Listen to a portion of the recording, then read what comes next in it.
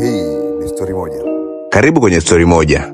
Jamaa mmoja alifungwa jela kwa muda wa miaka 7 kwa kesi ya wizi wa mamilioni ya pesa. Akiwa jela baada ya miaka 2 alipokea barua kutoka kwa baba yake mzazi iliyokuwa ikisema, "Mwanangu, umeniacha katika hali hii ya uzee na maradhi, na wakati wa kulima umefika. Ungekuwepo, ungenisaidia kuandaa mashamba na kupanda mahindi. Ila ndo hivyo, hakuna namna, na kuombea kwa Mungu utoke salama na tutaonana tena, Mungu akipenda."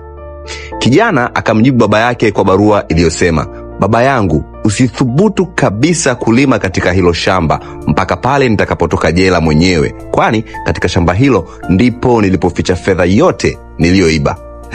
Kumbe bana, askari magereza wa gereza lile wana utaratibu wa kusoma barua za wafungwa au wageni kabla hazijafika kwa walengwa bana. Kesho yake asubuhi, mzee yule alipoamka akakuta askari magereza zaidi ya 100 wakilima katika shamba lile. Walilima lote hadi wakamaliza, na cha kushangaza hawakupata kitu chochote.